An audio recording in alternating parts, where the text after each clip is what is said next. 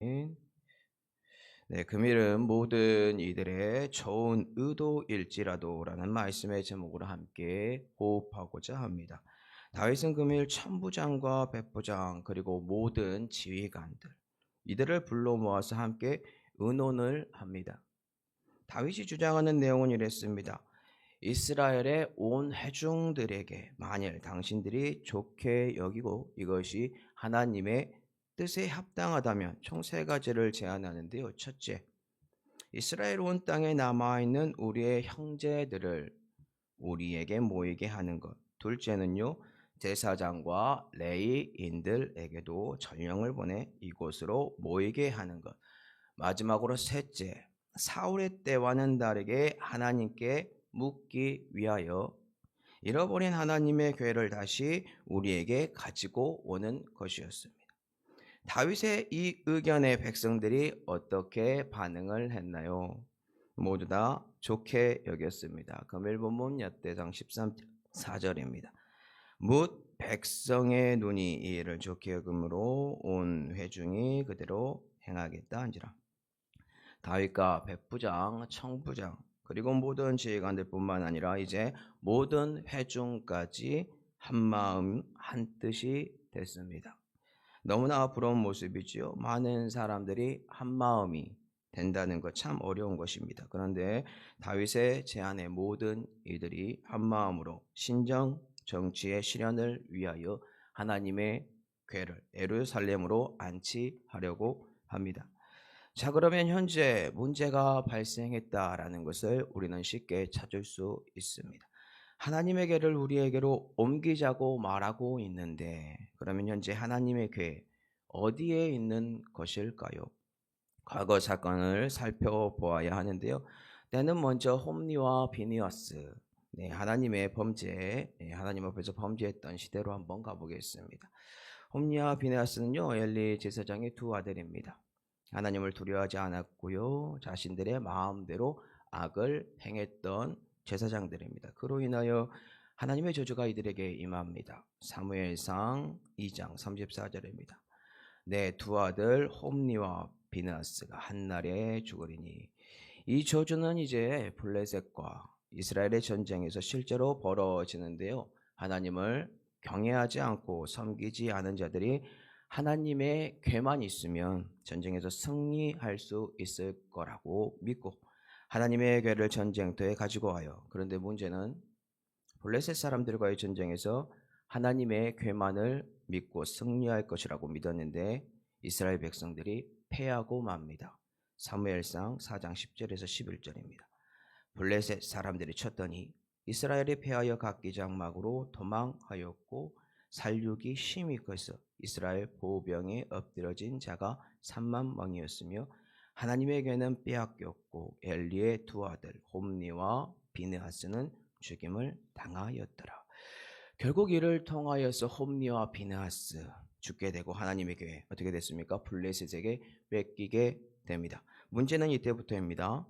블레셋 사람들이요 하나님의 궤를 빼앗아 아스돗이라는 곳으로 이제 가지고 와요. 다곤 신전이 있는 곳에 하나님의 궤를 놓습니다. 신기한 일이 발생해요. 다곤의 신상의 머리와 두 손목이 끊어지고 몸통만 남는 사건이 발생합니다. 이뿐만 아니라 아스돗 사람들에게 독한 종기가 그 재앙이 벌어지는 사건도 발생합니다. 그래서 이제 아스돗 사람들이요 하나님의 궤를 가드로 옮겨요. 근데 그곳에서도 동일하게 하나님의 저주가 발생하게 됩니다. 작은 자나 큰 자, 어린 자나 다 어른 모두 다요 독한 종기에 걸립니다. 그러자 이번에는 에그론으로 하나님의 궤를 보내요. 그러자 에그론 사람들이 소리치면서 말합니다. 이스라엘의 신의 궤를 우리에게 가져다가 우리와 우리 백성을 죽이려고 한다고 소리쳐요.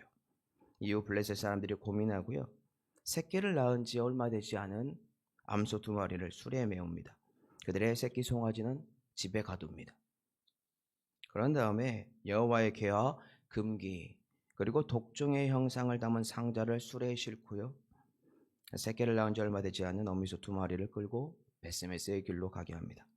이후 베스메스 사람들이 하나님의 궤를 발견하고 기럇여아림 백성들에게 보냅니다. 사무엘상 7장 1절입니다.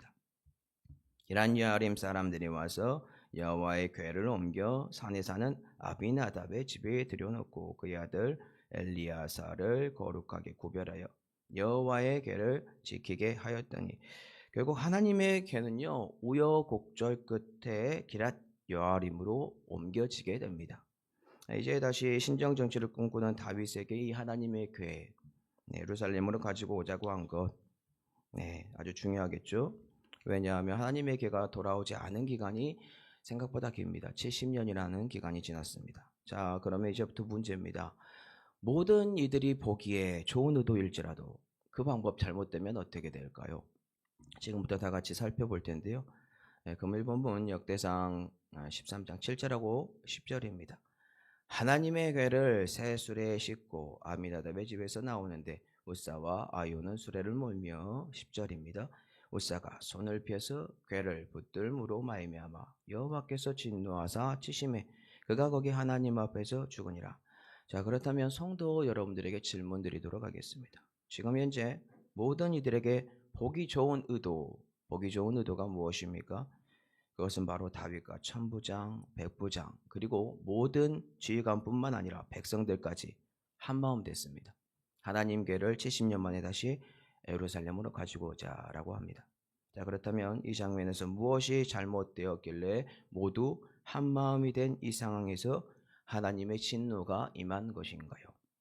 그것은 바로 모든 이들이 좋다고 여기고 하나님 앞에서 이게 맞다고 준비할지라도 하나님의 말씀에서 벗어난 좋은 의도는 결국 하나님의 진노만 유발할 뿐이다 라는 것입니다.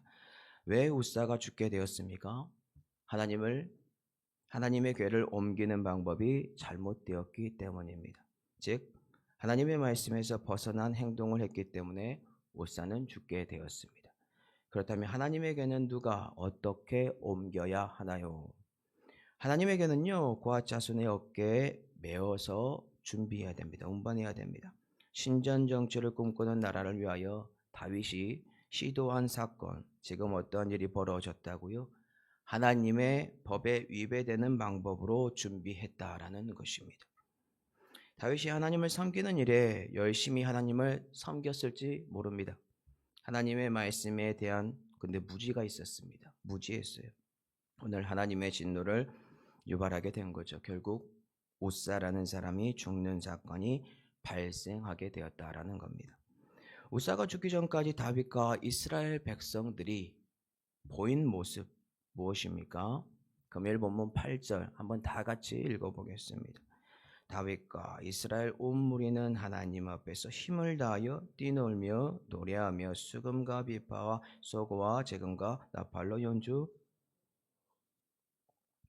다윗과 온 이스라엘의 무리가요 하나님 앞에서 힘을 다하여 뛰놀며 노래하며 각종 악기로 여호와 하나님 앞에서 찬양했습니다.